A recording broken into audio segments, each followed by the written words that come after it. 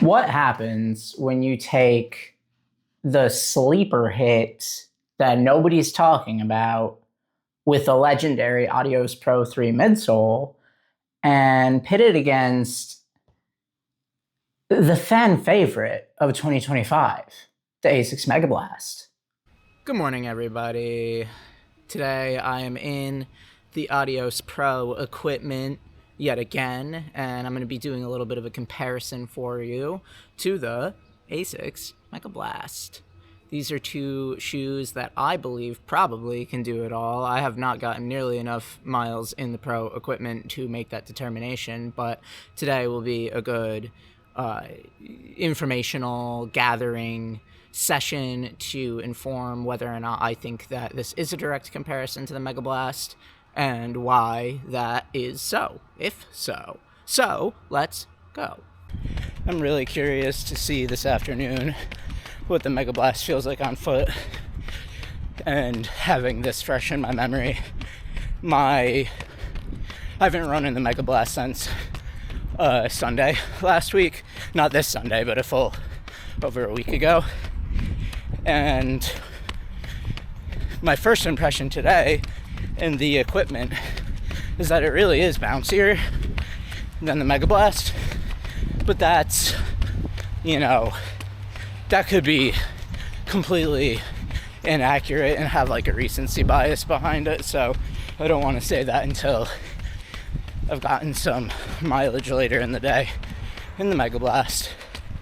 It just feels really nice underfoot, easy to run in, familiar. I mean, the Pro 3 being my highest mileage shoe of all time, of course this would feel familiar and comfortable. I'm still experiencing my tendon issue from before. It's a little better. I took care of it yesterday. Iced for a really long time. Challenge is to continue running on a injured tendon. You just have to be really careful. And I'm not trying to balloon this into a bigger injury than it is. So I'm just going to be really tender. I'm going to take this at a much slower pace than I would normally, which might mean I can't give you the best impression of how this compares to the Megablast at speed, and that's okay. My priority right now is to take care of myself. Then my second priority is to give you the best impression of what this shoe is going to be good for and how you're going to use it.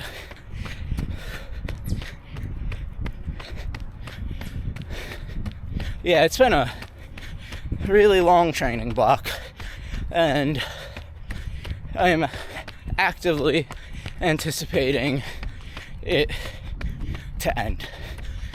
I frankly can't wait to drop my mileage back to a reasonable number and take a bit of a step back from running long mileage, get back into the gym more, spend some more time building relationships, social life,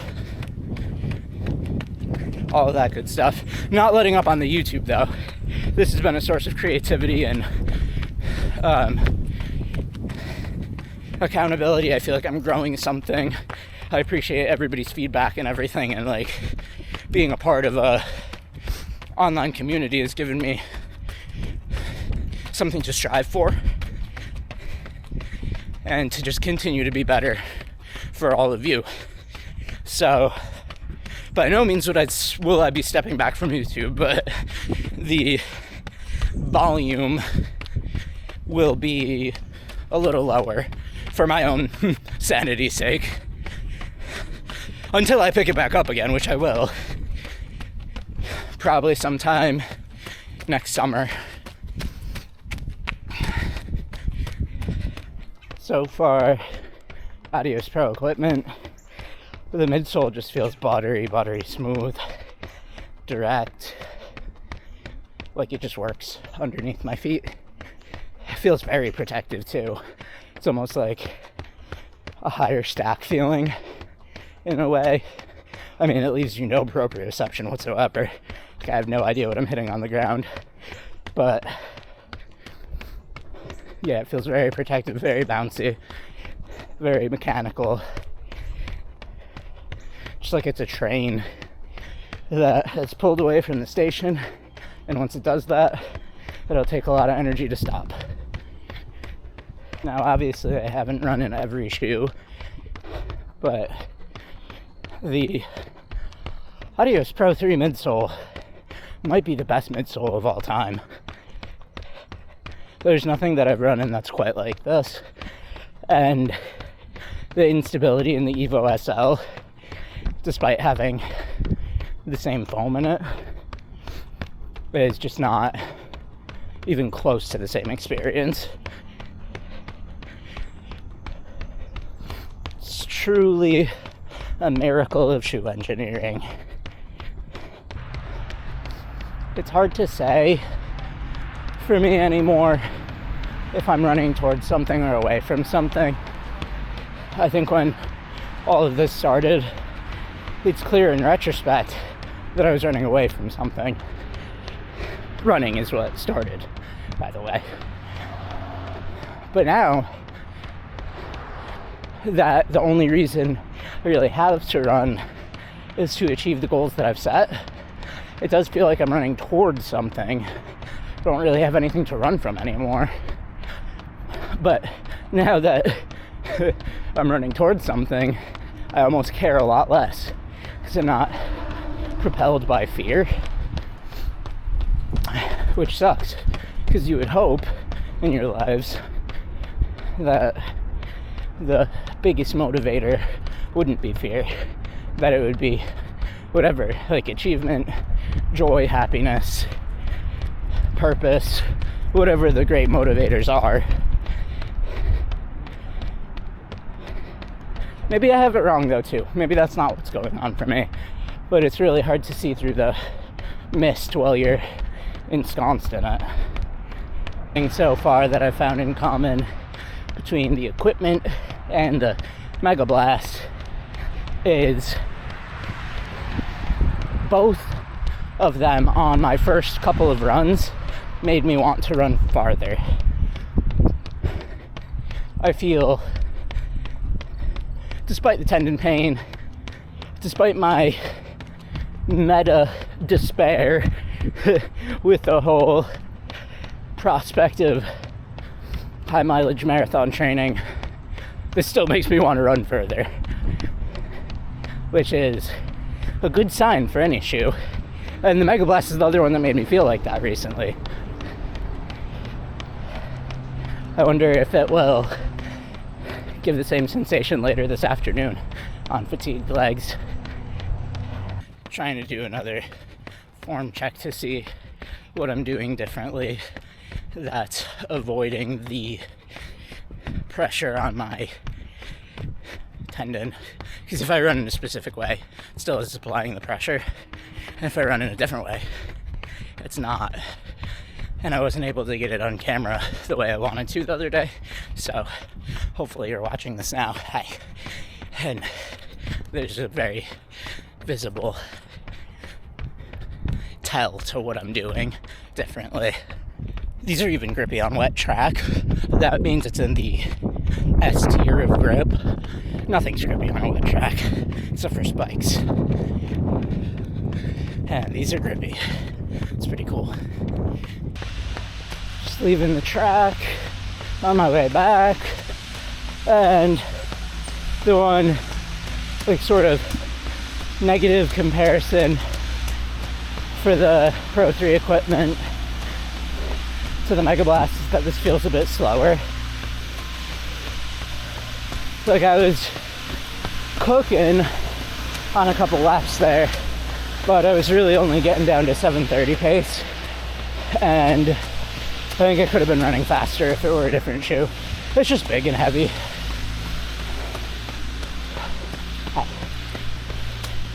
Okay, round two. We're in the Megablast. My tendon doesn't hurt as bad this afternoon, and it's been mostly hurting in the mornings. So hopefully it stays like that throughout this run and I could get some pace into this run, even if it's not a super quick one. First thing I want to say about the Megablast is not a comparison. Just like something I keep forgetting to say is that it is so loud. So if it's not a windy day, or if I'm out in like a more remote part of the city. Oh, hello. Hi, how you doing? Those tiny dogs spooked me. It's just so focused on talking. Yeah, it's like you're running in two plungers. Like from. Oh, I do think I've mentioned this before. But yeah, such a loud shoe. Not sure why. Megablast. Definitely not a soft shoe, but softer than the Pro 3 equipment, especially with the Lightstrike Pro not having been fully broken in yet. I'm sure it'll even out, right? Because this has, I don't know how many miles this has on it, but it's a lot. Or at least like close to 100, I'm guessing. And I think this is broken in maybe a tiny amount, but overall this is the same, like mostly the same firmness as when I got it. And even with that, it's still softer than the equipment. It also feels like, this is a really weird thing to try to describe, but it feels like I'm getting more airtime, but my cadence isn't altogether different. Maybe the foam is airier? That would make sense with it being softer feeling. Yeah, it's weird, it's hard to describe, but I feel like I'm a little more floaty in this.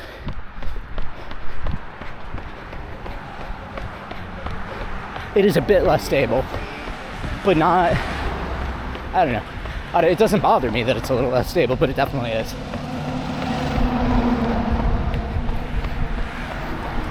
This feels like the faster shoe.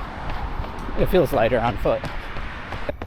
I was concerned when I did the marathon in the Megablast that it had already lost some of its fun characteristic. But I think that was just the marathon of it all. Because right now, this is feeling just as fun as when I first got it. This is bouncier than the equipment. Obviously, like I said earlier, that contributes to a little bit more instability, but not an instability that I mind. This is phenomenal. I mean, it better be for $225, but it is. I do have a bit of the Evo SL problem in the Megablast, where it is just a little fast for what I should be doing right now. I have a 3-part comparison. If the Evo SL is like riding a bicycle, in the sense that once you get it going really quickly, it's a lot more stable, but you have to keep pedaling really vigorously. The Megablast is then like a partially electric bike, so it gives you a speed assist, but you do still have to pedal to charge the bike, and then that charge is returned in like an extra gear worth of energy for you. I don't think such a product exists, but this is the metaphor that I'm choosing. And then the Adios Pro equipment is like a trike. Like you have to pedal, but it just doesn't matter. You're already going. It's like or maybe like a car. It's very stable, and it sort of puts you on autopilot. Like you don't have to force yourself to run quickly in that, even though it's nice to run quickly. I haven't gotten any like properly quick paces in it, but down to like 7:30, it feels like a car. and the Megablast is an e-bike, and the Evo SL is your chalk standard bicycle. Hello, everybody. I am back in the studio. Sorry for the abrupt ending to the Megablast segment. I just started running really fast, and I didn't want to talk to the camera because I was huffing and puffing. And also totally forgot to do a recap on the Asics Megablast segment of today's video, so I'll do that for you right now. It might be a little bit more hazy in my mind because that was a couple of hours ago. So thoughts about the run. The run itself was pretty fast. It was in the sevens on average. I think it was 7:49 for 10 miles, which is a pretty quick pace for me.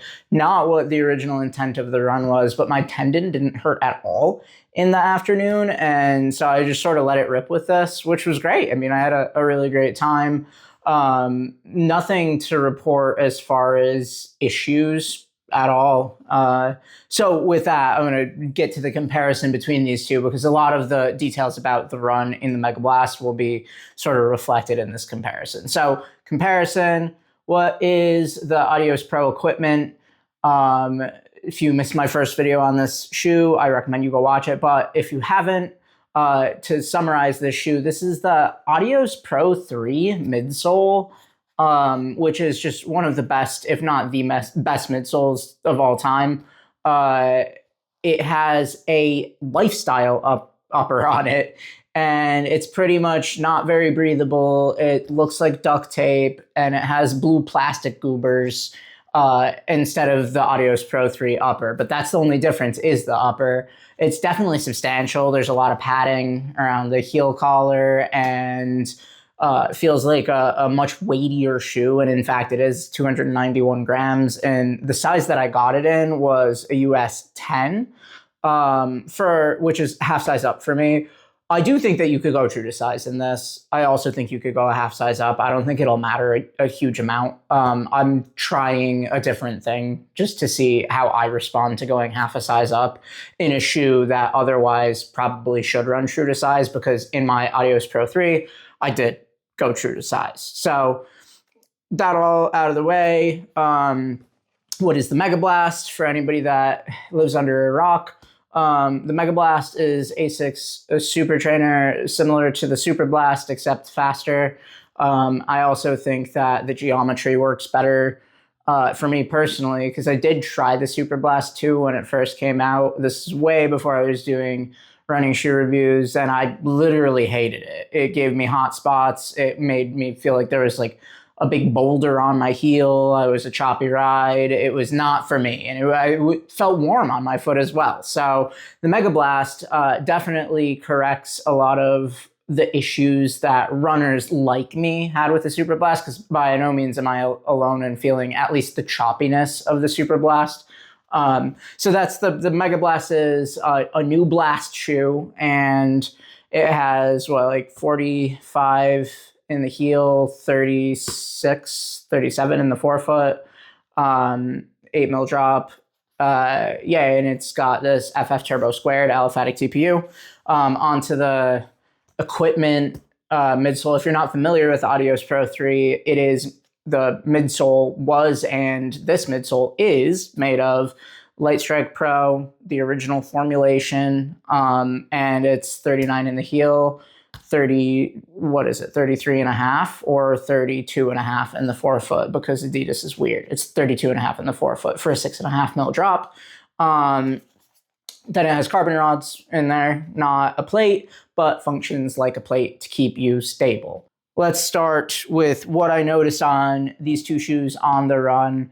When I first got the Megablast, I felt it was heavy, and that is because at the time that I ordered it and received it, I was running in a lot of these lightweight super trainers, or super shoes rather, or hyper shoes rather, from two of them from China, and also the Edge Tokyo from Asics. And those are all very extremely super duper light shoes. I mean, even I'm still occasionally bopping out for a run in the Adios 9, which is very low stack, very lightweight shoe. I don't know what the weight is offhand. Takumi Sen, another of my mostly daily trainers, honestly, for the Takumi.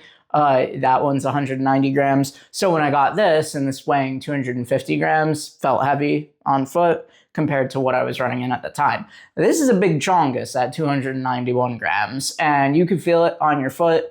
I have mixed feelings about the equipment's weight because I don't like a heavy shoe. I really don't. And I've said that a lot on this channel. It's not my favorite thing. But what the equipment does is fixes the atrocious upper on the Adios Pro 3.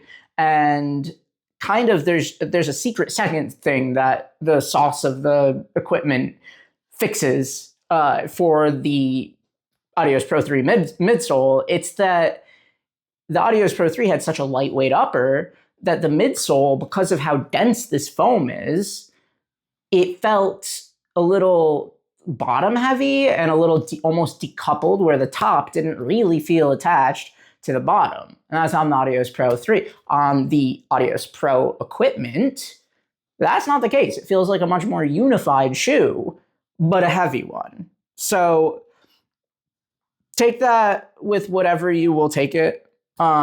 It is $180. This is $225. This is, the price puts this in much more direct competition with the Saucony Speed 5, the Hoka Mach X3, those $180 speed trainer category of shoes. Even, I can't remember what the Boston costs offhand, but could put it in direct competition with the Boston, especially at this weight, being a more daily trainer-ish weight. But I also think it compares very directly to the Megablast because it provides something that the Megablast provides, which is a fantastic ride. Now, they're different rides. They feel very different underfoot, but I think this is one of the best midsoles of all time, genuinely. And I still do after the first 2 runs in this. And it's not even fully broken in yet. Light Strike Pro is a foam that ages really well with time and is extremely durable. And so I think that this is just going to continue to get better over time. That's my experience of the Adios Pro 3. I already can tell that this upper is feeling a little bit better on the tendon that was experiencing pain initially in this shoe. It's loosening up a little. You could tell, it's a daily trainer upper. It's a little starchier. The materials are heavier and can dig into the foot a little bit. But I don't think that that's actually what caused the pain in my foot. I think that I've been fending off some tendonitis in that exact area for a while now. But I think that this shoe is going to age really well. I'm also surprised with the Megablast because recently I took the Megablast for a marathon just out and back on a trail near me, and I was dismayed a little bit and just slightly bummed that it didn't feel as exciting during that run. But I think it was genuinely just because of the duration of that run that I wasn't getting as much excitement out of the Megablast, because I'm happy to report today, this felt like a joy to run in yet again. So I'm going to try to describe for you the difference of how these two feel underfoot and what I think they're good for performance-wise. First, Adios Pro equipment. I described a bit of this out on the road, but it definitely feels mechanical, directionally stable, and reliable, repetitive, bouncy, as you would experience in a bouncy ball, and very cushioned. It feels almost taller than the Megablast, which it is not at 39 versus 45 in the heel. So I think that this literally feels taller, and it's only because of how dense the foam is. Maybe the weight plays a role in that too, in it feeling taller. I don't know how it would, but maybe just it keeps your foot closer to the ground because of it being heavier. I don't know. I'm not a scientist. But that's how I would describe the sensation underfoot of the Pro equipment. I don't know if it's called the Pro 3 equipment or the Pro equipment. I just keep going back and forth, but you know what I mean. Duct tape shoe. The Megablast feels a lot more bouncy. Not wholly unstable, but surely less stable than the equipment, and a little softer, which it's not a soft shoe. The Megablast is firm by any real measure of a shoe. on the middle of firm, but on the firmer end of average, I would say, or even on the average end of firm. If those two don't sound different to you, maybe they're not. But this is firm. This is proper firm, the equipment. So that's the difference in underfoot feel. On the run, I likened the equipment to, I have this whole like bicycle analogy that I've talked about on this channel before with the Evo SL, and I extended that metaphor to the Megablast. I have a more entire metaphor for you now after some reflection. So the Evo SL, which is not right here, but picture a black Evo SL in your mind's eye. That is like a bicycle. Once you start pedaling and get it up to speed, it's very stable. But you have to keep putting in energy to pedal and put it up to speed, right? That's part of the shoe's charm, but it's also part of what limits its use cases to zone 3 training. So, or just like fast daily paces if you don't lend any credence to the concept of zones. The Megablast, I would say, is like an e-bike. It is more assistive than the Evo SL, but it does still want you to be at the faster end of daily paces. And for me, that could be good and bad. Like today, I just like blasted earlier today in the Megablast. I was going pretty fast in the Megablast. And it doesn't really allow you to not go fast, but because of how bouncy and energetic the foam is, it gives you enough back, i.e. some of the electric from the electric bicycle, that you don't have to pedal all the time. Like once you get it up to speed, it feels like sometimes you could rely on a little external power from the shoe, and sometimes you can't. Sometimes you need to put in your own effort. Obviously, this is an analogy, and you have to run. It doesn't do the running for you. But the Pro equipment, that is more like a car. You don't have to run quickly in it. It has 4 wheels. Right? There's no pace that I think that this really can't do. And that's a testament to the shoe. I mean, it's a racing shoe, basically. I mean, it's a racing midsole. Why is it that it's so stable? I couldn't tell you. I'm not a, scientist, like I've said before. Maybe I should become a scientist so I could explain these things to you. But I do think that the density of the foam plays a role, right? It's very firm and dense foam. The energy rods, I've historically found them to have more directional stability. Like it doesn't allow for the wiggliness side to side as some other racing shoes do. So maybe it's just a combination of all of that, but it's definitely more stable than the Evo SL and the Megablast. The Megablast, I think, has a bigger gap between it and the Evo SL than this to the Pro equipment. So like the Evo SL, if we're lining them up in order of stable to, or from order of unstable to stable, unstable is way over here, probably even off screen. That's where the Evo SL would be. Maybe not totally off screen, but like right on the edge of the frame. And the Megablast would be about here in instability, right? It's somewhat medium unstable. And then the Pro equipment would be here. So it's really close to the Megablast in stability. And then really, really stable, like a proper stability shoe, would be all like off the frame over there, right on the edge of the frame. So you get the idea. So that's how they feel stability-wise. The upper, I'm happy to report, on the Megablast has broken in quite a lot. I was getting a bit of lace bite at the beginning of owning the shoe, and I did put a little asterisk on that because I had run in a shoe that had given me lace bite before running in the Megablast, and I do believe that I was right in drawing that conclusion because over time, the Megablast has given me less and less of that issue, and I think it was just the top of my foot healing from being bruised before.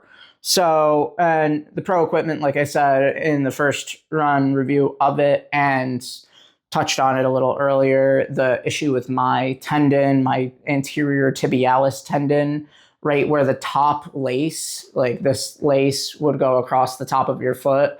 On my right foot, it was digging into me. It did dig into me a little bit this morning as well, but by the end of the run, I wasn't getting any pain from it at all. So I think that tendon is healing also. Yeah, these are both great shoes. I think the Megablast is more fun.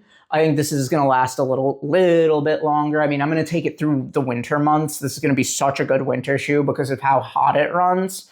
And today it actually, my foot didn't come back super sweaty today, despite the fact that it was like, I think 75 or something. It was hot today. Maybe it wasn't quite 75. I don't know. I don't check the temperature. I just go outside, and if it's cold, I go get gloves. But yeah, this was not as hot as I was expecting it to be on my foot today, but it will keep me warmer in the winter than something like the Megablast. And out here in Rochester, New York, that's pretty important. Also, the grip on this, I got to touch on this because I don't remember if I touched on it in the first video that I did, or maybe even earlier today, but on the track, I went on wet track with this. So if you guys have a track, if you run on a track regularly, you'll know that one of the slipperiest surfaces is a wet track. Like even the streak fly gives me a little bit of slippage on the wet track, and that has pretty big lugs. It's grippy. I was gripping fine on the track to the point that it was remarkable. Like I felt like I had to say something about it. Even the Megablast I've run on a wet track, and it's, I don't know if I have that recorded, but I remember running on the track in the Megablast while it was wet because it's been wet lately, and slipped a little bit. Not like slipped, but this is grippier for sure than the Megablast. That's one area that this takes the cake. Overall, there's not really a decision to come to here. This is going to be about you, what you're looking for, what you like. I mean, if there was a decision on price alone, the Pro equipment it kicks the Megablast down, kicks it to the curb. And it just does. I mean, this I got on a discount for like a total of $146 out the door, right? That's with American taxes and such. Versus I did even get the Megablast on a discount, but it was still like $220 all in for this shoe. So savings of what's that, like $65, I think, makes this shoe better per price. But if you're not price sensitive, if you're not looking to compare them based on price and just on merit alone, it's a total toss-up between the two, which one you personally prefer. I mean, the Megablast feels more fun. The Pro equipment feels more tank-like. They both feel, I mean, the Megablast, I'm not going to say it's not a tank. It's definitely like built well and will last a very long time. I'm confident that this will get, if I find the time to put 300 miles on it, which I probably will, it'll easily put 300 miles on it, even probably 4, maybe even 450, maybe even 5. I don't know. I don't know if I'll get it up that high, but I think it could do it. This I could see going to 500 miles because it's a more substantial Adios Pro 3, right? Like it has a more material on the upper. I mean, these eyelet chains are made of this rubberized plastic. They're completely indelible. They're not going to get damaged anytime soon. So that has been, did I miss anything? I don't think I missed anything.